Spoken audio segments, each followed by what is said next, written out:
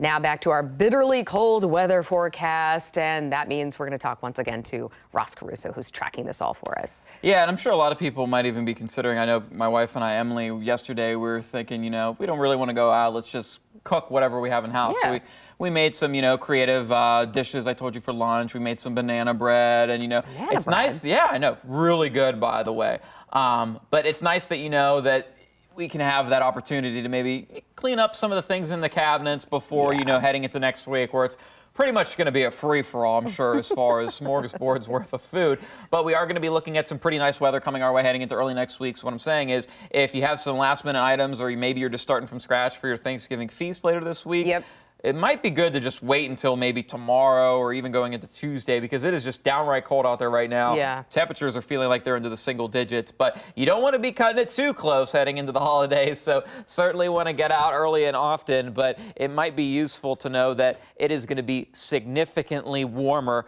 tomorrow afternoon versus what we're looking at today. Beautiful scene out towards the Scioto Audubon. We did see that weak front that came through yesterday, brought some coatings of snow across central Ohio, so that's probably something a lot of places are still looking at, so something to keep an eye out for because it's going to be pretty chilly. But let's fast forward going into next week. Again, it is going to be the coldest day by far today, but heading into next week, the coolest day is actually going to be Monday, which is kind of funny because it is going to be significantly warmer than what we're going to be dealing with today. The warmest day, just so happens, it's looking like it's going to be during Thanksgiving Day on Thursday. Most of the sunshine early into the week for us, and then looking like the most precipitation, the wettest day, where it looks like we're not going to be looking at a ton of rain, but still enough to where you might want to keep the umbrella handy as we close out next week going into Black Friday. But let's get back to reality. Right now, we're looking at temperatures into the teens, but boy, it does not feel like it. Current wind chill of 4 here in town. Winds out of the west at 14 miles an hour. These winds are going to stay breezy through today. Even going into tomorrow, they might be a bit stronger, but at least the winds will be a little bit more out of the south to bring in some of that warmer air. Now, with the winds, they have been playing a huge role in this lake effect snow machine, bringing historic snowfall amounts over 75 inches plus through parts near Orchard Park, about 40 minutes south and east of Buffalo, New York. But we're still looking at some of these snow showers and snow bands setting up where you can see this is just a quick hour. No movement north or south, really, just straight from the northwest, pushing towards the southeast, where we are looking at, probably some pretty impressive snowfall amounts falling up towards Cleveland. So if you have friends and family traveling up or from there today, something to keep an eye out for. Winds also very breezy for us. They're going to be sustained at about 10 to 15 miles an hour throughout much of the day.